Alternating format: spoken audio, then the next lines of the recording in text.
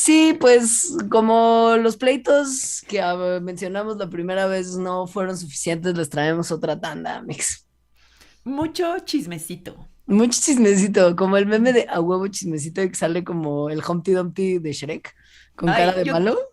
yo tengo Ujú. ese, pero sticker de WhatsApp y es Pati Chapoy. Como que No, viendo un celular, como con miradita, ya sabes, como párpado hacia abajo, ceja ajá, hacia arriba y ajá, picando ajá. algo, a huevo chismecito. Me encanta. Salió a decir la señora que a ella le va bien, no por lo que habla, sino por lo que calla. Oh my God. Ajá, o sea, según yo, eso quiere decir que ella tiene información que mataríamos por saber. Exacto. Ujú. Ujú. O que le pagan porque no diga. O que eso es lo que es más obvio, ¿no? Le deben de llegar como bolsas de plástico del súper con dinero. Ujú. La bolsa del Ujú. chismecito. No. Pues hay mucho chismecito científico. Sí, ay, la gente se peleaba un buen. Se peleaba. Se pelea un buen. La gente se pelea un buen. Sí, y pues sí, sí. Como ya lo dijimos en el primer episodio de Celebrity Deathmatch, pues sí, los científicos tienen muchas pasiones. Y una de las pasiones de las que vamos a hablar es la pasión por ordenar las cosas en el mundo de la química. Y la pasión de yo lo hice primero. Creo que esa, Sí, ajá, esa es de muchas, o sea, esa está en muchos lados. hay mucha de esa pasión. Ujú. Y la pasión de dejarse como barbas hirsutas y desordenadas si eres como un químico rebelde Del siglo XIX. del siglo XIX. Sobre todo si eres ruso. Creo que pasaba en toda Europa, la barba. Ujú. Sí, Pero a ver, pero la verdad es que si ves las fotos de Mendeleev, sí es como, oh, wow, es como una especie de Rasputín, como, ya sabes. no me gusta ese look, pero bueno, No, no. sí, no. A principios del siglo XIX, la química estaba así como, it's so hot right now. Ajá. O sea, estaban muy descubriendo cosas, haciendo como muchos avances, mucho desarrollo, sobre todo en distinguir las diferentes propiedades de los químicos o de las sustancias químicas. Y entonces, Y también de ajá, los elementos, porque lo que sabemos exacto. ahora de los elementos no sabían en ese momento todo lo que hoy conocemos. O sea, no llevaban en la secundaria una clase de química para que se aprendieran la tabla periódica porque no existía tabla periódica. Alguien tenía que hacerla, Alguien por, tenía que inventarla. claro, como con el fin literal de ordenar y clasificar todo lo que se estaba descubriendo y como todo ese conocimiento que se estaba expandiendo día a día por el trabajo de la química analítica. Así es. ¿Qué interés tenían en analizar y poner en orden todos los elementos químicos? Bueno, pues se habían dado cuenta que los elementos químicos eran cosas muy, muy simples que hacían a todo lo demás. Es decir, que mediante procesos químicos los elementos, como ahora sabemos también, se unen y tienen interacciones y entonces forman compuestos. Y pues querían saber qué ocurre con eso, hay que ordenarlo. Mucha gente había como entrado en la misión de ordenar los elementos de manera como sensata y esto desde 1817, ¿eh? O sea, como que el esfuerzo Sí, sí. llevaba mucho tiempo haciéndose, pero nadie lo había hecho como de manera tan ordenada y sensata hasta que llegaron dos personas que después pelearon un buen, de nombre Dmitri Ivanovich Mendeleev y Julius Lothar Maya. Maya, porque uno, Mendeleev, era ruso y Maya, como su nombre lo indica, era alemán. Como nuestra excelente pronunciación de su nombre, más bien. Maya. Maya. Sí. Los dos eran químicos y los dos se les considera a Mendeleev un poco más, a Maya un poco menos, como los inventores de la tabla periódica de los elementos, que hoy en día todo el mundo nos hacen aprender en la secundaria y así. Y que se Solo, entiende que, perdón, se entiende que si usted no estudió nada que tiene que ver con ciencias de la vida, considera esto un desperdicio de tiempo monumental, ¿eh? O sea, ojo y lo entendemos, pero la verdad es que es muy importante que se tengan claro que la tabla periódica es una como obra maestra de la inteligencia humana y que vale la pena conocerla y aprendérsela un poquito, nada más para reconocer lo bien hecha que está y lo congruente que es todo lo que está como vaciado en esas celditas. es que yo creo que si lo enseñaran así, como la congruencia y por qué está ordenada de la forma que está ordenada, que fue lo que hicieron estos dos señores y por lo que se pelearon pues gran parte de sus vidas, em, en vez de como el uno es hidrógeno y el 2 es oxígeno y así. Ujú. que ni siquiera sé si es oxígeno, pero bueno. Sí, sí, sí es. Sí, Ok. según yo sí es. A ver, esta historia de la pelea de Maya y Mendeleev, Me encantaría poder pronunciar Mendeleev en eso un ruso pensaba tan yo correcto como Maya ahorita, en alemán. eso pensaba yo ahorita en este momento. Quisiera poder decir Maya Mira, y... mientras tú cuentas esa historia, yo voy a buscar rápido en Google como Google pronunciar y eso Bien, bien, seguramente sí. bien. Ajá. Entonces, esta historia comienza hace muchos, muchos años en un congreso. Entonces, Maya y Mendeleev, bueno, Meyer pues, y Mendeleev, trabajaban en una universidad en Alemania. Em, y entonces eran como unos científicos jóvenes, los dos, que fueron al primer congreso ever, o sea, el primer congreso ever internacional de química, el primero que hubo en la historia de la humanidad. Y entonces ahí los dos ñoños como eran, vieron a Stanislao Cannizzaro, que era un químico italiano, presentar una cosa que en ese momento era solo una hipótesis, pero que luego se convirtió en una ley que a todos nos enseñaron también en la secundaria, que es la ley de Avogadro. Em, sí, Es que no puedo pensar en abogado sin pensar en como abogado y yo siempre pienso también. como en la ley del aguacate y es, Sí, discúlpeme por ser tan básica, pero uy, no puedo con eso. Ajá. yo también, a mí me pasa igual. A Y ver, yo creo que, solamente, sí, ajá, que de no, aquí no, en adelante a la gente también. el número de abogado, sí, Ajá. La ajá. ley de Avogadro dice que que volúmenes iguales de distintas sustancias gaseosas que están en las mismas condiciones de presión y temperatura tienen el mismo número de moléculas, lo cual llevó al número de Avogadro, que es una proporción que lo importante es que relaciona la masa molar en un nivel atómico con la masa física en una escala humana. Por lo tanto, a partir del número de Avogadro se puede definir el número de partículas elementales, ya sean átomos, moléculas, compuestos, etcétera, por mol de una sustancia. Lo cual permite que los científicos, bueno, que la gente, pueda calcular el número de estas entidades, como por ejemplo los átomos, en cierta masa de una sustancia. Que eso era, pues por eso les interesó mucho a Meyer y a Mendeleev, porque ambos querían justo tener una manera de poder ordenar los elementos y una forma de ordenarlos podía ser por el peso atómico y el número de Avogadro y lo que en el momento era la hipótesis de Avogadro les iba a ayudar a hacer eso. Tengo ya un como intento de pronunciación del ruso. A ver, a ver. Eh, permíteme. Dmitry Ivanovich Mendeleev. Sí suena ruso. Dmitry Ivanovich Mendeleev. Es como, ¿viste la película, digo, la serie Billions? Sí, claro, ¿Viste el personaje este que es ruso, interpretado por este actor que ahorita no me acuerdo que es fantástico? vagamente, El sí. de Inside, de la película de que se meten en su cabeza. John Malkovich. Ah, John Malkovich, claro, sí, Siento sí, sí, que él sí. vio el mismo tutorial de YouTube que viste tú ahorita. Pero, güey, sí, es que él lo hace relativamente bien. Pero, por ejemplo, ¿viste Tenet? No. Ok, es que Kenneth Branagh sale de ruso y ese sí su acento es, güey, Mm, es, es, es, ya.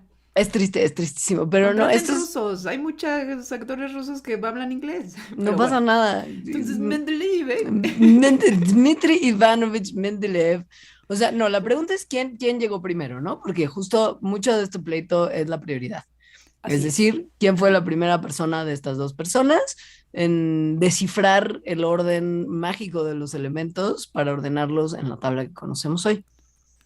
Maya y Mendeleev Ujú. eran extreme ñoños.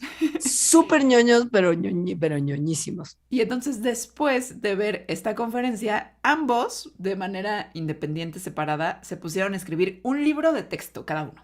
Ese era su objetivo en realidad, era como, no quiero un paper, quiero escribir un libro de texto con el que la gente aprenda química, donde yo postule como cómo se ordenan los elementos de acuerdo a mi gran inteligencia. Así es. Entonces Maya, qué horror, perdónenos amigos alemanes y rusos, Sí, qué somos, desastre. somos muy idiotas. Meyer en 1864 publicó su libro. Y entonces ahí utilizó justo los pesos atómicos para ordenar 28 elementos en 6 familias que tenían cada una de estas familias propiedades físicas y químicas similares. Entonces, y además dejó como un cachito para elementos que todavía no se habrían descubierto. Esa es la magia de la tabla periódica, que en el momento en el que te empiezas a dar cuenta de cómo se pueden ordenar los elementos, puedes predecir que hay huecos donde habrán otros elementos que quizá no se hayan descubierto, y esto es importante, ¿no? Em, Luego, Mendel, no, como tú di me- me- Mendeleev. no ve, ya Mendeleev, ya no vamos a seguir pronunciando. Si pedimos disculpas a Luego, nuestros amigos alemanes, también a nuestros amigos rusos. no, sí, a los No, dos, claro. sí, o sea, Mendeleev, o sea, mientras Mayer hacía su libro de texto, estaba haciendo mil cosas. El vato sí era de ñoñez, o sea, estaba terminando su tesis doctoral, empezando como una granja experimental. Que En el eso suena increíble. 67, Es como, aquí está mi rancho de experimentos.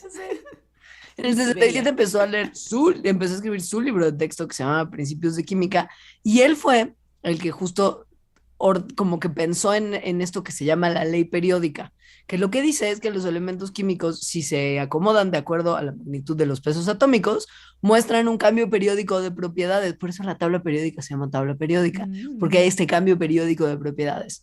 Y esto se publicó por primera vez en papers en el 69. Y lo que hizo Mendeleev, que Meyer no logró, porque él solamente metió 28 elementos, era acomodar todos los elementos que se conocían en una tabla y también dejar un buen de espacios para elementos que no se habían descubierto aún. Pero Meyer no se queda atrás porque después, en 1870, publicó un artículo en donde decía, miren, todo esto es lo que yo he estado trabajando desde hace 7 años, pero además ahí tiene justo una figura que es muy famosa, que es una grafiquita en la que está mostrando cómo el volumen, la periodicidad del volumen atómico se puede graficar contra el peso atómico. Entonces, cuando vieron esta tablita, muchos de los químicos de ese momento que ya habían visto el trabajo de Mendeleev, pero tenían dudas de esta ley periódica, se convirtieron. O sea, dijeron, ah, no, bueno, a ver si ya dos personas llegaron a esto de manera independiente, es decir, y además está prediciendo que efectivamente puede haber elementos que todavía no conocemos y que cabrían en estos lugares, pues suena a que probablemente esto sí es así. Y bueno, Y resultó además que sí. se descubrieron un par de elementos que cabían en los huecos que habían dejado. O Es sea, una como que fue de, cosa güey. de Es como una cosa como de proceso científico súper bonito, la verdad, de la ley Sí. periódica. Justo por eso, o sea, es como descubres cuál es el orden, lo pones y aunque haya cosas que no sepas que existen tal cual, de repente se descubren y se acomodan donde se tendrían que acomodar. Es muy bonito. No es tan bonita la disputa de la prioridad que tenía esta gente, o sea, eso sí no. Pero que sepamos que este no, nada más como un pequeñísimo paréntesis histórico, esto no es el primer momento de la historia de la humanidad en el que la gente se ha sentado a especular y pelear respecto a la existencia de sustancias fundamentales que componen la materia que nos rodea. Esto desde el inicio como de la historia y las preguntas que se tienen registradas se ha como pues cuestionado, ¿no? O sea, filósofos griegos todos especulaban y sugerían que la materia se compone de un principio esencial o elemento, se reconocían 7 sustancias que hoy conocemos como elementos, que eran el oro, plata, cobre, hierro, plomo, estaño, mercurio. Se empezaron como a poco y con el paso de los siglos a estudiar elementos como separando compuestos por reacciones químicas, como desde hervir hasta decantar, hasta cristalizar, se pesaba lo que resultaba en aislamiento, se estudiaban las propiedades físicas y químicas, o sea, lo que compone la materia ha sido algo que nos ha tenido pensando desde como el principio la civilización occidental por lo pronto. Pero estos dos tipos, y sí se Llegaron entiende, como a una culminación de eso, justo. ajá, y por Ajá. eso también se entiende la pelea de la prioridad, porque es como, güey, desde los griegos llevamos pensando en qué hubo con esto y nosotros somos los que estamos teniendo el poder de decir cómo se van a acomodar de aquí en adelante y es como, yo quiero que tenga mi apellido, obvio, pues sí. Así es. La cosa es que, pues, no era nada más una situación de, bueno, pues este publicó primero que este otro y ya, porque realmente hicieron su trabajo de forma independiente. O sea, sí llegaron a las mismas conclusiones sin saber lo que el otro estaba trabajando. Em, Mendeleev obviamente publicó en inglés y luego lo tradujo, ¿no? Digo, en ruso y luego lo tradujo a inglés. Y en la traducción había un error. Y este errorcito en la traducción, porque pues la mayoría de la gente lo leyó después en inglés, es lo que empezó, bueno, es como que fue una de las piezas grandes de la disputa entre Mendeleev y Meyer, porque como la traducción tenía un errorcito, entonces Meyer decía, ah, no, pues yo fui el primero que no tuvo error. Claro. Y lo que queda como muy claro cuando uno revisa fuentes de archivo es que Mendeleev sí estaba trabajando sin darse cuenta de que ya había sistemas periódicos alternativos que hubiesen aparecido en libros de texto o journals como antes de que él publicara, ¿no? Em, y esto es importante porque pues un poco gente como Meyer y otros más que también decían, no, no, yo descubrí primero, como que peleaban mucho que ellos habían de alguna manera como establecido las bases para lo que después Mendeleev concretó, porque la realidad es que sí, el que ordenó lo que se tenía como más en forma fue Mendeleev, pero pues es una realidad que como Meyer sí publicó lo suyo un poquito antes, es como de, güey, yo puse las bases para lo que hiciste, canal. O sea, por favor, reconóceme y pues dame un poquito de crédito ahí. Y Mendeleev era como no, no, yo no leí nada de esto, yo no sabía. Y Lo queda cual era claro que es así. cierto, Era ajá, lo cierto, cual era sí. cierto. Pero eso hizo que Meyer, porque entonces a Mendeleev hasta el día de hoy, hay veces que se dice que los dos son los responsables de la tabla periódica, pero en realidad la mayoría de los lugares en donde se revise dicen que es Mendeleev, desde que ellos estaban vivos. Entonces eso hizo que Meyer se volviera pues, muy amargado. Sí, no la pasaba bien, todo barbón y todo enojado. Todo barbón, todo enojado, todo agresivo, todo defensivo, se la pasaba diciendo que él era él, o sea, bueno, que era él el que había hecho eso primero, hasta que en algún momento dijo que más bien ya no le daba importancia a la prioridad y que de hecho era un enemigo de todas las cuestiones que tenían que ver con prioridad. Era como, güey, es lo contrario, o sea, Obvio, te perdiste y volviste un por eso amargado por eso. está súper ardido, güey. Qué Ahora, mal. está muy mal, pero ¿tú sabes la historia de cómo en teoría Mendeleev terminó de meter los elementos en la tabla periódica? No. Se supone, cuentan las leyendas, como la leyenda urbana, que el vato como que estaba trabajando hasta tarde en la noche, claramente porque era un ñoñales, ya lo vimos, y tenía como los elementos recortados en papelitos, Ujú. como en cuadritos, y los estaba tratando de ordenar, y no lograba como meterlos en, o sea, como que quedaran bien ordenados. Y se quedó trabajando hasta tardísimo en la noche. En algún momento, Piumales, que se queda dormido sobre su mesa de escritorio y sobre sus papelitos, y sueña en su sueño cómo se van ordenando los cuadritos como en el lugar correcto y como que se despierta y como estaba literal dormido en su escritorio, en corto acordándose de lo que soñó, lo ordena todo y queda la tabla como bien estructurada. Qué Entonces se supone, hermoso. sí, se supone que el orden del tema le llegó como en un sueño, o sea, sabía más o menos cómo estaba, pero no lo estaba logrando acomodar y por el agotamiento de así se durmió y lo soñó. Hay más cosas de la química que se han revelado en sueños, ¿eh? La estructura del Como, benceno. por ejemplo, muy Ajá. importante. Sí, muy importante. También parece Sí. que Kekulé, quien la propuso, se quedó dormido en un camioncito. Era como un camioncito al aire libre, y entonces le estaba dando como la brisita. Y él, como así, como señor de 70 años, se quedó Como como Bernie jetecito, Sanders, como... como Bernie Sanders. Y ahí soñó con unas serpientes que se mordían la cola entre sí y se dio cuenta que la estructura del benceno era un anillo. Que además esa figura de las serpientes mordiéndose la cola o una nada más el uroboro, pues es muy mítica. Es muy Pero bueno, mítica. luego hablamos de los sueños y la química. Esa gente, según yo, estaba muy como en contacto con solventes todo el tiempo. O muy en contacto con su intuición, que ahora tal vez no Bien. tanto, ¿no? Ajá, o sea, sí le hacían caso como a información que venía de otros lados. Pues sí, Pues sí. pues Pero sí. bueno, esa es la historia de esta disputa de señores barbones del siglo XIX, Maya y Mendeleev. Dmitry Ivanovich Mendeleev. Billions. John Malkovich versus Kenneth Branagh.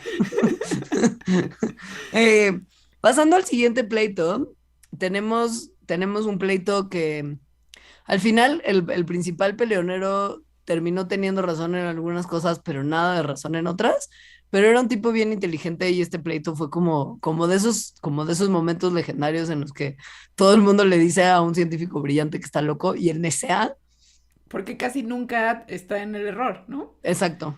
Aquí la parte que más me sorprende es que este científico es William Thomson, del cual nadie ha escuchado hablar, Nadie. porque se le conoce, o sea, también conocido como Lord Kelvin. A quien todo el mundo conoce, porque, ¿sabes? Claro. Hay una como escala de temperatura que lleva su apellido, no apellido. Entonces, William Thompson es Lord Kelvin. Lord Kelvin fue o sea, un título que se le dio porque en la casa de los lords, y le pusieron ese nombre. Es como su nombre artístico de alcurnia. Excelente manera de describirlo, claro. Sí. Y- Y es que sí era un súper científico, o sea, en su momento era como el científico, o sea, era matemático, físico, ingeniero, hizo un montón de cosas en todas estas disciplinas. Por ejemplo, nada más y nada menos, descubrió las primeras dos leyes de la termodinámica. ¡Ay, no más!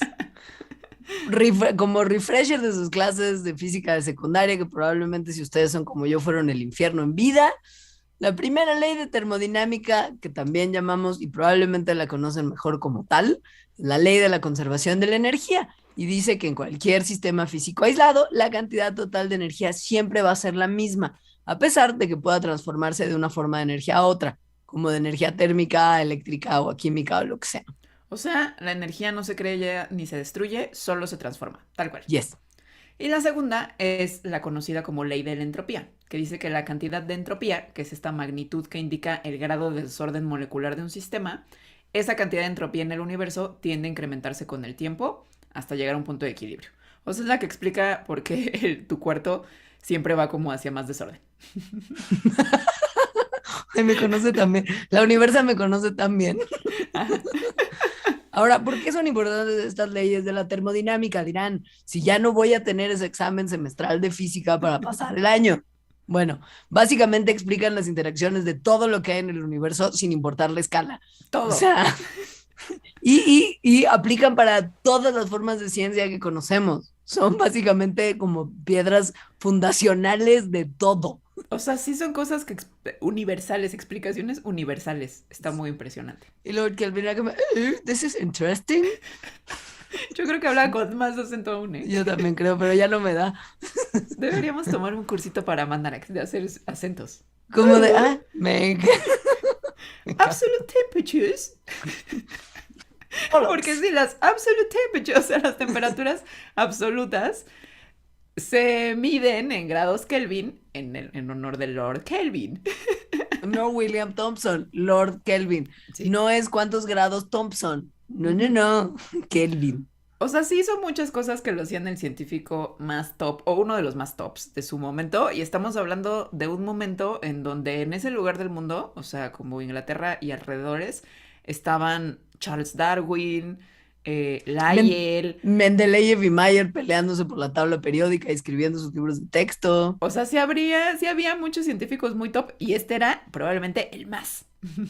Fue el primero que participó en el Parlamento, o sea, fue distinguido como un lord porque era tan chido. Sí, fue el Y, primer Lord Scientific. ajá, y estaba todo bien y no se peleaba tanto con la gente y esto que les contamos no era como necesariamente peleado por sus pares, No, solo era pero como, oh, Lord Kelvin. ajá, es tan inteligente, he's so brilliant. Pero en 1862 el vato publica un libro que además está padrísimo el nombre, que se llama The Secular Cooling of the Earth, o Pero sea, tienes el que decirlo con enfriamiento, acento de Lord Kelvin. The Secular Cooling of the Earth, el enfriamiento secular de la Tierra. Y ahí lo que hizo, y es donde empieza la bronca, fue tratar de calcular la edad de la Tierra. ¿Por qué? Y Porque no iba, aferrarse. Y aferrarse. ¿por qué no iba a calcular la edad de la Tierra si ya había como pensado las dos primeras leyes de la termodinámica, güey? O sea, él podía lo que quisiera. Creo que aquí la cosa es eso, o sea, que dijo, ¿por qué no lo voy a hacer bien si todo lo hago bien? Claro, cierto, Entonces, cierto. como contexto, es que a mediados del siglo XIX la gente se estaba preguntando mucho sobre la edad de la Tierra y sobre la edad del Sol. Tanto los científicos como los no científicos. O sea, de verdad era como un tema so hot right now. ¿Verdad? Em, y muchos científicos de muchas disciplinas distintas estaban como sobre esto. Ninguno lo logró, o sea, esto se supo como 100 años después. Pero bueno, entonces, Lord Kelvin había establecido el principio de conservación de energía, como ya dijimos, o sea, la primera ley de la termodinámica. Entonces, digamos que no había duda en que la energía del sol, pues, era una fuente de energía. y que esa fuente de energía se iba a terminar porque se estaba convirtiendo en otro tipo de energía. Y Ujú, por lo ujú. tanto, la existencia de nuestro planeta, que depende de la energía del Sol, pues iba a terminar, ¿no? Era limitada. Entonces eso también es algo que llevaba como, bueno, si se va a acabar, ¿cuándo empezó, no? ¿Desde hace cuánto está aquí? Etcétera. Resulta que esto, pues, no era tampoco la primera vez que alguien se lo preguntaba, y se habían hecho trabajos previos que Lord Kelvin tomó como para tratar de obtener la respuesta a lo que él estaba buscando, ¿no? Y en parte mucho tuvo que ver el trabajo de gente que también era muy chicles en su disciplina, como Isaac Newton, que habían calculado un montón de cosas a lo largo de sus vidas y carreras, entre ellas la tasa de enfriamiento de un objeto metálico caliente, como por ejemplo si la Tierra fuera un objeto O metálico su caliente, centro. Ujú. ajá, y habían calculado que como que la tasa de enfriamiento y por lo mismo como quizá edad era como de 50.000 años. Entonces estaban súper equivocados. Súper equivocados, pero bueno, no podían hacer todo tampoco. O No, no, sea, no, si no, no. escribiste Principia Matemática, igual y ya está. No pasa nada si te equivocas un poco en tus cálculos después de, ¿no? De la Tierra. Entonces, Lord Kelvin dijo como, ah, pues voy a hacer esto mismo, pero lo voy a hacer ahora sí, bien. O Toma eso, sea, Newton. ajá, voy a suponer, ¿no? Bajo el supuesto de que la Tierra efectivamente empezó como un objeto hipercaliente y totalmente derretido que se fue enfriando a través de millones de años. Entonces dijo, ah, pues el cálculo es cuánto tiempo le habría tomado enfriarse para que ahorita ya no sea una cosa líquida y podamos vivir aquí. Y entonces, así, por un cálculo que hizo, estimó que la temperatura inicial de la Tierra era 3.900 grados centígrados. Eso porque hizo experimentos derritiendo rocas, y entonces ese es como las rocas se derriten a eso. Y luego, bueno, hizo otro tipo de cálculos, metió ahí en sus cálculos cuáles son los elementos principales que tiene la corteza de la Tierra. Es decir, sí lo hizo medianamente bien, excepto porque lo hizo mal. Pero hizo su mejor esfuerzo con lo que tenía, probablemente. Pues sí, y entonces le dio una edad de 24 millones, entre 24 millones y 400 millones de años. O sea, se Ahora, equivocó por órdenes de magnitud. muchísimo. Pero lo más loco es que era tan buen científico y tan ganoso que fue como, no me basta hacer mis cálculos de derretir piedras y calcular sus temperaturas y de ahí extrapolar, sino que también voy a ver cuántos años tiene el Sol y de ahí como que voy a cotejar con mi edad en la Tierra y confirmar si tengo razón, porque obviamente tengo razón porque soy Lord Kelvin.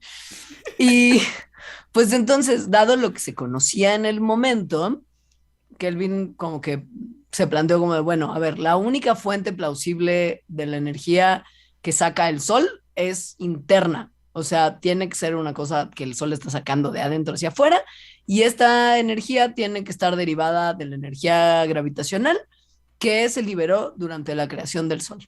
Entonces voy a calcular cuánta es esta energía y concluir que pues el sol básicamente solamente podría estar sosteniendo su tasa actual de radiación, o sea, la radiación que emitía en el momento en el que Kelvin estaba haciendo estos cálculos, por aprox y no más de, esto es súper importante, no más de 100 millones de años.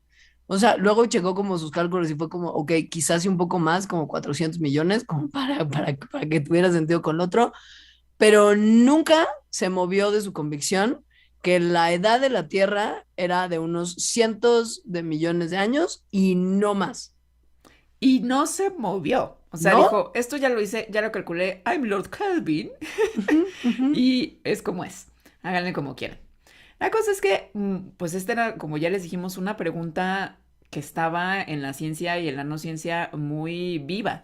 Y Entonces, que, muchas, sí, sí, y que en esa época había los científicos más perros de todos los tiempos trabajando todos juntos como, sí, y además en el mismo lugar geográfico, ¿no? O sea, pensando todo el día en esas cosas, ajá, desde muchas disciplinas, ángulos diferentes, como por ujú, ejemplo Darwin. ujú. Entonces Darwin, cuando dijo, ¿no? Cuando vio 100 millones de años, o sea, como esto es lo top que calcula Lord Kelvin, o sea, según Darwin, que había ya publicado El origen de las especies, donde dice que para que exista biodiversidad se necesita la selección natural, que es un proceso gradual y pues que sucede generalmente muy lento, se necesitarían muchísimos más años que los que Kelvin había calculado. Entonces Darwin ahí dijo como, esto no me hace mucho sentido, Kelvin. Y entonces Kelvin dijo, me vale. No Ahora solo el Kelvin dijo problema, me vale, sino que en ese momento Kelvin era el top. Entonces la gente dijo, ay, Darwin, bájale, ¿no? O sea, Kelvin es más respetado, le vamos a creer un poquito más a él. porque además no es que la teoría de Darwin y su libro hubieran sido como súper bien recibidos por la comunidad científica y como la comunidad en general. Era como, güey, ¿qué estás diciendo? Estás contradiciendo un montón de las cosas que creemos. Entonces fue como, y además estás contradiciendo a Lord Kelvin, no canal. Obviamente Ajá. Y esto no además lo haces está, desde la biología que todavía ni siquiera existe. exacto, él era Porque solo un estaban haciendo, ¿no? Era, naturalista. ajá. Y Ujú. entonces las matemáticas, la física eran unas disciplinas mucho más respetadas que la biología o que la geología. Hubo entonces otras personas que pertenecían como a un club de Toby llamado el The X Club. Que también era como mucho el club de fans de Darwin. O sea, había Ajá, mucho fan, eran 9 señores, tal cual, obvio. entre ellos Huxley, que en el programa uno del Celebrity Deathmatch científico lo mencionamos mucho porque se peleaba con todo el mundo, sobre todo para defender a Darwin. Entonces, obviamente, Huxley y otro señor del X Club salieron a decir, no, Kelvin, sí estás equivocado. O sea, es como tus cálculos son impecables en términos de matemáticas y física, pero el punto de partida de donde estás partiendo para hacer esos cálculos es donde estás mal. O sea, esto del estado inicial de la Tierra como una piedra derretida no está bueno. Eso es lo que esta gente decía. Y sobre todo que entonces, o sea, los geólogos, que eran los que habrían tenido mucho que decir en ese momento decían, no, la Tierra tiene una edad indefinida. O sea, su respuesta y su objeción tampoco era muy buena. No, no, pero eran bien poderosos los que se peleaban nada más para decir eso, como Lyell. O sea, Lyell probablemente ese sí era, o sea, era como el director de la Royal Society en esa época. O sea, era como el patrón de todos los otros científicos. Y era como, no, es indefinido, sí, pero no tienes razón, Kelvin. Claro, pero no sé si eres un científico del siglo XIX y llega alguien y te dice, es indefinido o, mira, soy Lord Kelvin y están todos mis cálculos impecables y tienes 100 millones de años. Creo que te vas un poco por el 100 millones de años, Pues sí, lo bueno es que ¿no? después hubo un montón de gente que hizo otra vez otros cálculos que tampoco tuvieron para nada sentido y dieron unos números todavía más ridículos que los de Kelvin, como los de Helmholtz y Simon Newcomb, que eran como 22 y 18 millones de años. Es como de, güey, no, tírale más para arriba, no más para abajo. Pero el El, punto es que sí hubo gente que dijo, o sea, sí lo de Kelvin no tiene sentido y voy yo a tratar de hacerlo de otra forma. Kelvin se murió, nunca cambió de opinión respecto a la edad de la Tierra. Toda la gente contemporánea a Kelvin se murió también y nadie nunca supo cuál era la edad de la Tierra ni cercanamente. No. Ni cercanamente. O sea, ahorita sabemos y nos parece muy trivial que la Tierra tiene como 4.500 millones de años más o menos. Pero para que supiéramos esto tuvieron que pasar un montón de cosas. Como por ejemplo la llegada del dúo más dinámico de la química, que eran los Curie, Pero en francés ahora. Le Curie y su compatriota Henri Becquerel, Henri Becquerel.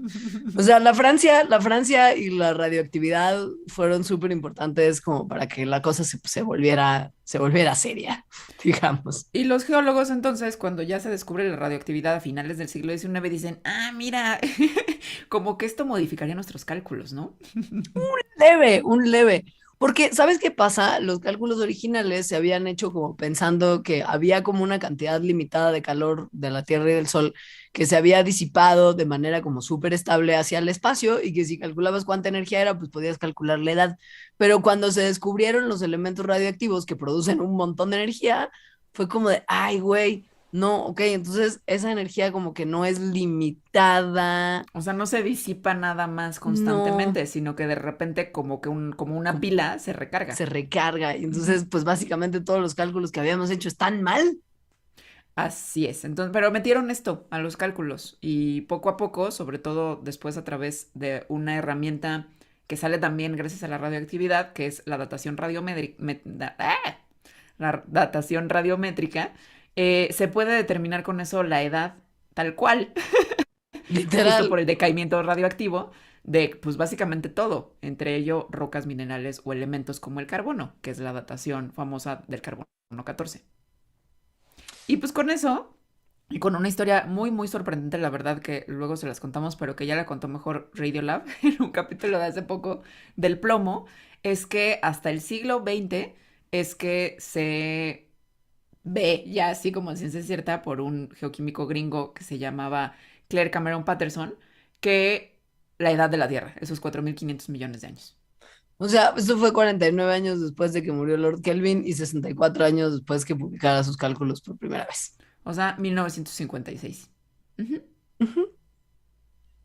Pero O bueno, le sea, echó sí. ganas. Hizo lo mejor que pudo con lo que tenía y era Lord Kelvin. No, Entonces, sí. Solo, casi que se equivocó en esto y ya. pues sí, básicamente.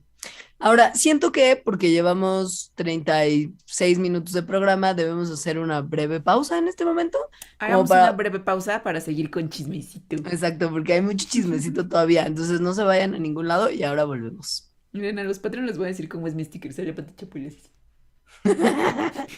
Me encanta. Aquí viene una historia que me encanta. Está muy cerca de mi corazón. Yo sabía que esta iba a ser de tus favoritas. De hecho, hoy vamos a hablar mucho de uno de tus temas más queridos de todos, que es la evolución. Creo que ya Por- todas las disputas que quedan tienen que ver con evolución. Porque la Entonces, gente se ha peleado mucho al respecto y se sigue peleando y parece que se seguirán peleando como por los siglos de los siglos. es padre esas peleas. Ujú. Son por cosas muy profundas. Este, Pero a ver, este sí fue por una cosa bien profunda, sí. em, principios del siglo XX, ya Darwin había hecho su teoría, Mendel también había hecho sus leyes de la genética, pero nadie se había dado cuenta. Porque, ¿sabes? Era un pequeño monje trabajando en Brno con unos chícharos a quien nadie iba a tomar en serio. Ajá. Pero después se redescubren las leyes de Mendel y después de eso, tres personajes súper importantes en la historia de la teoría evolutiva, que se llamaban Sewall Wright, Ronald Fisher y John Haldane, juntaron ambas cosas. Dijeron, a ver, aquí hay leyes de genética, aquí tenemos una teoría de la evolución. Igual y se pueden juntar. Porque qué chistoso, ¿no? Como que lo que le faltaba a Darwin era algo que explicara cómo se hereda la información de una generación a la otra. Y este vato con sus chícharos tiene como unas ideas muy fácilmente incorporables. Qué Ujú. loco. Entonces lo incorporaron además de manera matemática y de esa manera fundaron la genética de poblaciones, que básicamente es la base de la síntesis moderna, que la síntesis moderna es algo que hicieron otros señores unos años después, donde integraron a la genética de poblaciones paleontología y botánica, zoología, ¿no? Cosas que tienen que ver con la biología, y es lo que ahorita se conoce como la teoría evolutiva tal cual. Ujú. Es eso. O Básicamente. sea, Y sí, ujú. Sí, porque Darwin, pues sí, Darwin dijo lo primero y lo más importante, pero la teoría evolutiva moderna es esta síntesis, que de hecho, pues así se llama, ¿no? Síntesis moderna. ahora, Wright, Fisher y Haldane no se peleaban en todo. De hecho, en la gran mayoría de las cosas estaban de acuerdo. Y Y eran amiguis, particularmente, más o ¿mande? menos. Eran amiguis hasta que no. Sí, hasta que no. O sea, todos tenían como un acercamiento gradualista, como neo-darwiniano, creían que era súper importante tener una teoría matemática para explicar y para que podamos entender el proceso evolutivo, sí. El problema era en un par de temas, y en particular, no todos, pero Fisher y Wright era como, güey, estamos muy en desacuerdo y nos vamos a pelear súper intensamente y eventualmente Haldane va a tomar partido, porque pues tenía que. Y eventualmente nos vamos a morir y va a haber herederos académicos que seguirán con esta controversia y estas peleas con otros nombres. Hasta el día de hoy. A ver, Wright era gringo, era un genetista gringo que, pues ya dijimos, fue muy importante para la teoría evolutiva. Descubrió nada más y nada menos que la deriva génica. Eso me encanta. Ya desde Eso, ahí. sí, sí, sí. La deriva génica es esta fuerza evolutiva, es decir, es un proceso que cambia la frecuencia de los alelos en las poblaciones por azar, o sea, por cambios random, tal cual en las poblaciones. Tipo que si de repente hay un grupo de hormigas y pisas a unas, pues eso fue azaroso, no es porque unas hayan sido más débiles y las pisaste. Eso es la deriva génica. Ahora, Fisher era un así súper erudito británico, Fisher, que era así matemático, estadista, genetista, académico, y es responsable para una tortura muy particular a la que se enfrentan los estudiantes de estadística, que es la famosa F. Fisher. Fisher, Sí, Fisher casi que inventó la estadística, ¿eh? La estadística sí, moderna. Sí. sí. Ujú. Y por todas las contribuciones que hizo a la biología, a veces se le llama, me imagino que tiemblan todos los huesitos de todos los sucesores de Darwin, pero se le dice que es el más grande de todos los herederos de Darwin. El problema es que era bien pedero. O sea, siempre se metía en controversias, era como atacaba a sus contrincantes de la controversia científica sin piedad, o sea, era como, pues era bien peleonero. Y Wright, en cambio, era como más como un espíritu libre, Suave. tranquilo, suavecito, no peleaba tanto. Trabajando juntos llegaron a un modelo matemático súper importante para la teoría evolutiva, que es el modelo Wright-Fisher. No hay mucha imaginación en el nombre. Eh, Pero lo que describe este modelo es cómo sería el cambio en una población que básicamente no tiene ninguna fuerza evolutiva. O sea, donde no hay selección natural, no hay mutación, no hay migración, las generaciones no están una sobre otra, no hay reproducción azarosa. Entonces, obviamente ninguna población en la naturaleza es así, pero eso es lo importante, porque entonces ese modelo Wright-Fisher da como un modelo nulo, digamos, para poder entender qué pasa cuando sí hay cierta fuerza evolutiva o ciertos procesos evolutivos sucediendo y entonces puedes comparar ese modelo nulo con lo que estás encontrando en la realidad. Y pues sigue siendo uno de los modelos matemáticos más importantes para explicar un montón de cosas en las poblaciones, en particular la deriva génica. ese tema en particular era justo como la raíz de sus problemas. O sea, porque miren qué bien trabajaban que hicieron este modelo. El Ujú. problema es que tenían un pequeñísimo desacuerdo que tenía que ver, ahí nada más, con la importancia de la deriva génica y de la selección natural como mecanismos de evolución. O sea, Que a esa ver, es la cosa que la gente sigue peleando hasta el día de hoy. verdad de Dios. Y hay que entender, para empezar, que tanto la selección natural como la deriva génica son mecanismos de la evolución porque ambos cambian la frecuencia de los alelos como a lo largo del tiempo. El problema y la distinción clave que hay que hacer y que hay que tener súper clara es que en la deriva génica las frecuencias de los alelos ocurren, como los cambios en la frecuencia de los alelos ocurren por azar, mientras que en la selección natural los cambios en la frecuencia de los alelos ocurren por un éxito reproductivo diferencial. O sea, población de hormigas, pisas a unas, eso fue random, se mueren al azar unas a las que pisaste, no porque tengan una característica particular que les haga tener mayor éxito reproductivo a las que hayan sobrevivido. No, o sea, En van a tener cambio, hijos las que sobrevivieron porque son las que hay. exacto, fue un proceso azaroso que se hayan muerto algunas. En cambio, misma población de hormigas, de repente hay una mutación que hace que unas puedan mm, tener más hijos, tal cual. Entonces eso sí es una característica de que les está dando un gen que hace que tengan mayor éxito reproductivo. No es nada más al azar, es por esa característica. Pero en ambos Es casos ocurre que la población cambia, entonces hay evolución. O sea, así es. Ujú, así es. Entonces, la selección natural, pues es este proceso por el que hasta el día de hoy se reconoce que los rasgos adaptativos evolucionan. Es decir, sí las poblaciones van adaptándose al medio ambiente gracias a la selección natural. Y es por eso, eso es gran parte de o sea, de que hace que mucha gente diga, ah, pues entonces la selección natural es muy importante. Porque es muy importante en las cosas que vemos, tal cual. Em, Wright lo que decía es que, o sea, sí, la selección natural es importante, pero la deriva génica puede explicar mejor ciertos aspectos de la evolución. Fisher mientras era como, no, güey, la deriva génica cuando mucho tiene un papel menor en la evolución, o sea, una cosa de nada, no importa nada, o sea, mínimo. Ujú. Entonces, al parecer Fisher como que exageraba o no entendía o no quería entender muy bien lo que estaba diciendo Wright, porque Wright decía tal cual, algunos aspectos de la evolución pueden explicarse mejor por deriva génica, es decir, es un punto de vista pues bastante puesto de manera bastante razonable. Y Fisher decía, no, lo que Wright está diciendo es que la selección natural no importa. Y es como, mire, señor, usted está malentendiendo. Y es que es una realidad que no solamente eso era un malentendido, sino que también hubo como un par de errorcitos. O sea, muy como en el caso como de Mendeleev y Meyer, que es como de, hay como pequeños errores de traducción de repente que confunden mucho las cosas. Aquí parece que también sí hubo como un pequeño errorcito que fue donde todo se derrumbó dentro de mí, dentro de ti. Un pequeño errorcito, pero creo que la situación es más pasional en el sentido de Sí, que Fisher y Wright sí eran colaboradores cercanos. eran Eran amigos. amiguis, o sea, se Sí. escribían un montón, por ejemplo, porque pues quién era más, los más ñoños de la genética de poblaciones, pues los dos que lo inventaron.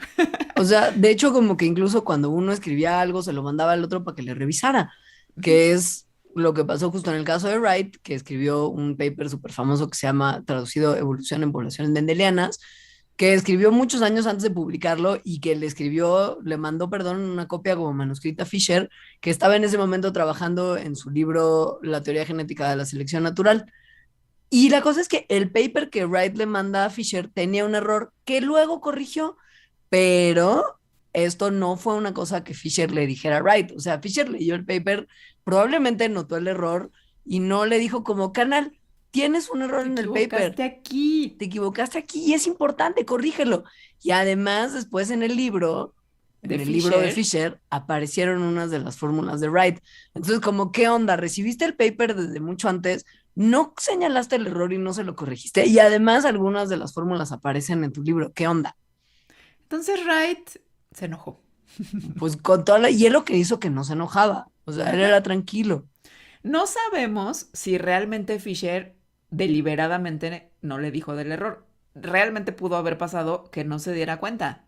Y Claro. también realmente pudo haber pasado que Fisher llegara a las mismas fórmulas de manera independiente, porque eso pasa mucho en la ciencia. Y eran dos personas con capacidades muy similares trabajando sobre las mismas cosas a partir de las mismas evidencias. Entonces, sí es posible todo eso. Pero, pues para el corazón de Wright, no lo era. No, no lo fue. Y básicamente ya no fueron amiguis, dejaron de escribirse. Ya no No les, se sí, ya no se mandaban como sus hallazgos para que el otro los viera, o sea, no. No, y después de que Wright publicó otra teoría que propuso en 1932, que es la teoría del equilibrio cambiante, es una teoría evolutiva que sugiere que la evolución adaptativa puede ocurrir más rápidamente cuando una población se divide en poblaciones más pequeñas, donde hay un flujo restringido de genes. Fisher fue como de, no me gusta, yo voy a criticar todo lo que haces, sobre todo eso de la deriva génica que nunca me ha caído bien, Que es caca de toro la deriva génica. O sea, para Fisher. porquería. Y en su crítica ahí fue donde se fue a meter el hocicón de Haldane. ¿Qué revelación? Ese JBS Haldane es John Burdon Sanderson Haldane. Ajá. Que es el mismo de Oparin Haldane, No, no, no, no, no, no. es No, otro no, es otro Haldane. Haldane. Ah, Sí, ok. sí, sí, es Es otro como, Haldane. güey, ¿por qué esta gente hace No. todo? No, no, ok. No, este Haldane trabajaba pues también muchas matemáticas, mucha biología evolutiva, mucha genética, mucha fisiología. Y entonces lo que a Haldane le interesaba era restablecer a la selección natural como el mecanismo central de evolución. Y esto al explicarlo como una consecuencia matemática de la herencia mendeliana. Entonces, eh, al, al hacer estas matemáticas y al Haldane estar trabajando en esto, empezó a decir pues no, la deriva génica caca de toro. O sea, Wright no tiene nada de razón. Al fin, al final, como de este drama, la idea de Fisher de que la deriva génica justo no tiene más que un papel muy menor en la evolución, se quedó como la teoría, como el punto de vista más que teoría dominante en temas evolutivos por muchas décadas, incluso después de que Fisher murió. O sea, Fisher murió creyendo que tenía la razón, Ujú. Y pero de en el cierta 60, forma, sí, sí la tenía. Y Wright de cierta forma también la tenía. sí, Todos la tenían. Depende desde dónde lo mires. Porque claro. entonces, en 1968, se empezó a mirar desde otro lado, desde un lado muy chiquito, o sea, molecularmente. Entonces, es cuando entra en escena un japonés que según yo también era bastante amargado y que no solo él era amargado, sino que le hicieron la vida muy difícil, porque que se llamaba Moto Kimura, que sacó una cosa muy hermosa que se llama la teoría neutral de la evolución molecular, que lo que dice es que la mayoría de los cambios evolutivos a nivel molecular ocurren por deriva génica y no por selección natural. Y que la deriva génica es la fuerza evolutiva más importante a este nivel, lo cual tiene sentido porque a ese nivel hay un montón de alelos, o sea, de mutaciones, de variaciones distintas que no tienen ninguna consecuencia en o sea, no codifican para ninguna proteína, no hacen que los organismos se vean, actúen o su fisiología sea diferente. Entonces, como es neutral, ahí esos procesos azarosos, como la deriva génica, pues son los que dominan como motor de cambio. Esto obviamente no le gustó nada a los neodarwinianos como George Gaylord Simpson, Ernest Mayr, William Hamilton. O sea, fue como de Kimura, no, güey, no, lo que estás diciendo no nos gusta. Y lo atacaban también como súper hostilmente, de manera muy constante. Y él como que trataba de contestar, pero nadie lo apoyaba. Pero mira No, quién ríe al último, ríe mejor aunque yo que creo que él murió sin reír, ¿eh? pobrecito, porque hoy en día la teoría neutral es como parte importante de los acercamientos a la evolución molecular. Yo creo que es lo más, o sea, yo creo que es la teoría más importante para la evolución molecular y es la base de un montón de cálculos que se hacen para evolución molecular, incluidos los de la selección natural o de cosas, por ejemplo, como el reloj molecular. Es decir, sí fue súper importante el trabajo de Kimura. Y ahora, o sea, hoy en día, pues sí se reconoce a la deriva génica como una fuerza evolutiva súper importante. No se sabe si la más importante, pero probablemente sí a nivel molecular. Pero la Mira gente sigue vos, peleando, ¿eh? Al día de hoy. pues esto no está resuelto ni va a estar. Pues no. Ajá.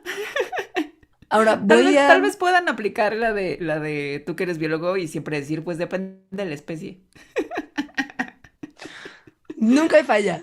Eso resuelve y Hay además que puedes mandarles una simplemente, carta. Ya no güey, peleen, amigos. pues además solamente pueden decir, pues depende de la especie y no decir nada más. O sea, No, y ya. voltearse como y seguir tomando su Drop mic. cervecita en otro lado. Sí, sí. Señor, señor, ¿cuál es la fuerza evolutiva más importante? ¿La selección natural o la deriva génica? Depende de la especie. ¡Pam! El siguiente chismecito es uno muy terrible, la verdad. Es el más Está feo, yo horrible. creo. Es el más feo. Entonces, Eh, a ver.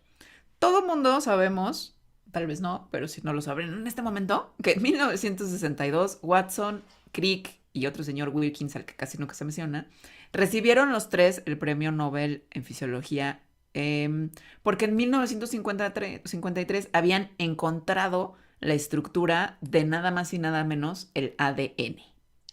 Me conmoví profundamente hace un par de años que tuve la fortuna de visitar Londres como en un viaje exploratorio de museos científicos. No era ese el objetivo de mi viaje, pero acabé haciendo eso. Ajá. Y en el Science Museum de la ciudad de Londres está el modelo de Ah, DNA el de de las Watson y Crick. fotos.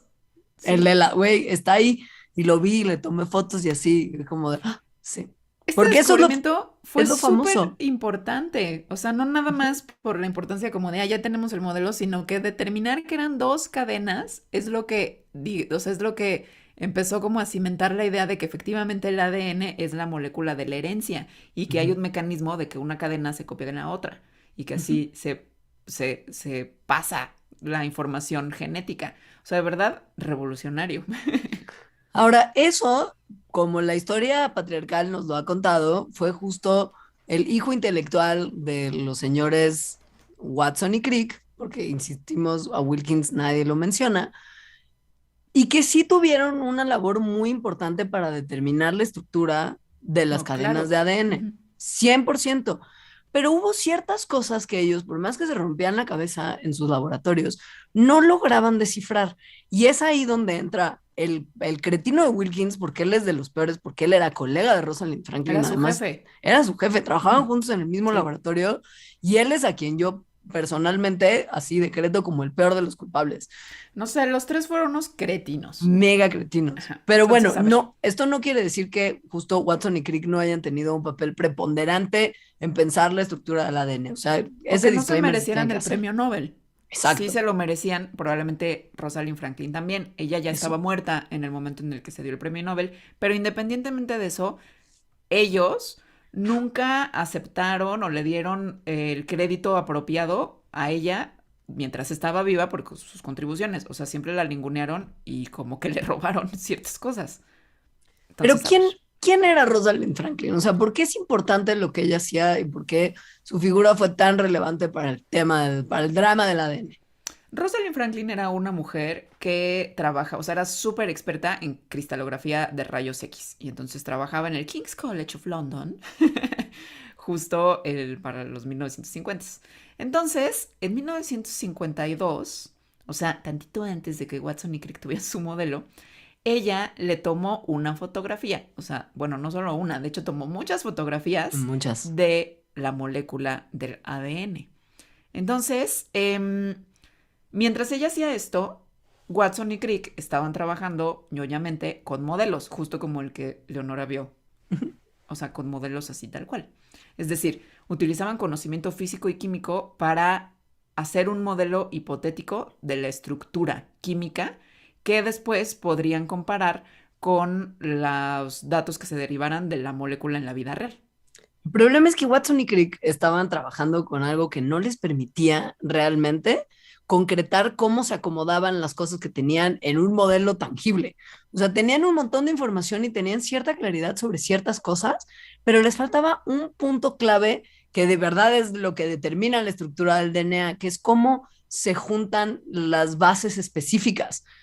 O O sea, sea, el pareo de bases, que es lo que exacto, hace que se peguen las dos cadenas ¿qué es lo que hace que tenga sentido el código genético? y que haya dos cadenas tal cual. Exacto. Ajá. Y Rosalind Franklin, punto número uno, sabía que ellos no tenían esa información porque sabían que estaban trabajando ellos. Y punto número dos, ella sí tenía como mucha más claridad porque había tomado una foto donde esto se veía. Y es que si ves Sí, las fotos de Rosalind se ve Franklin, tal cual. se ve la Ujú. doble hélice y una cosa en el medio, o sea, se ve. Sí, se ve. Entonces, Watson y Crick sabían que necesitaban observar. Sabían que necesitaban una imagen que viniera de cristalografía de rayos X, Ujú. que es tal cual en lo que Rosalind Franklin, que estaba como ahí a 3 pasos, hacía. Pasa Entonces, un que día. si un día como que ellos es como de, oye, ¿no conoces? O sea, hablando como con, hablando con otra gente, fue como de, oye, ¿no conoces a alguien que tenga de casualidad una fotito del modelo de ADN? Y resulta que desafortunadamente para ella y su prioridad en todo esto, Rosalind Franklin le había dado un reporte muy breve y muy informal a Max Perutz de la Universidad de Cambridge, que después, a su vez, en febrero de 1953, le roló el reporte, valiéndole queso pedirle permiso a Rosalind Franklin para hacerlo, a otro científico que era Bragg, que trabajaba muy de cerca con Watson y Crick, y por lo mismo Watson y Crick se hicieron de una copia de las fotos de Rosalind Franklin sin pedírsela directamente a ella y sin ningún tipo de pedirle No, y permiso sin después. decirle. Ajá, Nada, como de, nada, güey, tengo tu foto, voy a interpretar los datos y cotejarlos con mi modelo. Vente para acá al laboratorio incluso y hagámoslo juntos. Y me explicas qué nada. estoy viendo, güey. Algo así, o sea, hubiera No le sido tan dijeron fácil. nada. Nada, ni buenas En- tardes. entonces esos dos señores, Watson y Crick, seguían ya trabajando ya con esta información de Franklin y Franklin no tenía idea, entonces ella pues seguía haciendo su trabajo. Se sabe por sus notas de laboratorio que ella ya se había dado cuenta de que el ADN tenía una estructura de doble hélice y también que la manera en que los nucleótidos o las bases nitrogenadas o sea, se conectan en dos hebras complementarias, que es lo que, según sus notas, hacen que la molécula se pueda replicar. Que es real. Incluso había tenido como cierto atisbo de evidencia de que la secuencia de las bases nitrogenadas es el código genético. Todo eso está en las notas de laboratorio de Rosalind Franklin. ¿Cuál fue el problema? Que para que esto hubiera sido como un punto que se pudiera probar como de manera más estricta, ella habría tenido que convertir todo esto que ya se había dado cuenta de que estaba pasando en un modelo que fuera química y matemáticamente riguroso. Y no le dio tiempo para hacerlo porque los dos douchebags de Watson y Crick ya habían para ese momento llegado a la meta con la información de Rosalind Franklin. Es terrible Es historia. horrible. Esta es la historia más triste, yo creo, de la biología sin problema, ¿eh? Ujú. Porque además sí le dieron el premio Nobel a su jefe. Sí, que no hizo ninguna parte del trabajo. Por eso te digo que él es el peor cretino de todos, según yo, porque además él estaba, yo, según yo, coludido también con Watson y Crick. O Pues sea, él no era un sí. buen tipo. Mm, mm. Entonces, lo que pasó con Rosalind Franklin es que después de unos años dejó de trabajar con el ADN porque pues ya, o ¿Ya sea, para qué? ajá. Y después murió muy joven a los 37 años de cáncer de ovario. Entonces, su muerte fue antes de que se les diera el premio Nobel a estos tres señores, así que los premios Nobel no se pueden conceder póstumamente. Em, pero como ya dijimos, independientemente de lo del premio Nobel, durante su vida no se le dio el crédito tampoco. No, y peor todavía. cuando se escribió el libro La doble hélice, que lo escribió Watson en 1968, donde cuenta la historia para, como de la carrera para descifrar la estructura del ADN, es un mega douchebag, súper condescendiente, que menciona de pasada a Franklin y le dice como Rosie, que era como un apodo que jamás en su vida se hubiera atrevido a decirle a su cara, y la mencionaba básicamente para ningunearla al grado de que de lo que hablaba era de cómo se veía físicamente, su ¿Cómo se selección de vestía? ropa, ajá, o sea, cuando de Wilkins hubiera dicho como que cómo se maquillaba Wilkins y cuál era la ropa que usaba, o sea, es la cosa más como patética y triste y no se menciona su contribución hasta el epílogo del libro, que además seguro fue un pegoste que hicieron después, Sí, fue un pagoste que hicieron después. ajá, donde ya se habla de su nombre completo, propiamente la doctora Franklin, y ya se reconocen sus contribuciones al tema. Pero durante el libro, como el grueso del libro, nada, o sea, Watson, bueno, pero Watson y Crick ambos, ¿Cuál es y el que sigue vivo? según yo es Watson, Ese es el peor. El que el sigue peor. vivo es el Se peor. volvió Ajá. loco. Sí. A ver, sí, a ver. Déjame nada más cotejar cuando se murió Crick para decirte si es el que. Francis Crick falleció en 2004. Sí, el que sigue vivo es Watson. Watson es el peor, Es el peor. especialmente pues, a partir de que se murió Crick. Es un racista, un como casi que supremacista. O sea, es un Sí, terrible científico y un es terrible un ser humano, terrible científico, o sea, como como persona. Porque bueno, sí hizo, actualmente. sí, ajá. Pero bueno, Sí, ese es el programa de hoy. Bueno, sí. este fue el programa de hoy. Vamos a continuar platicando de un pilón con los Patreons, que tiene que ver con una pelea que incluso fue televisada. Y muy, muy dramáticamente. O sea, fue televisada no como de que hayan hecho una Rosa de Guadalupe de lo que sucedió, que sería una buena idea, sino que la pelea sucedió en vivo en la televisión.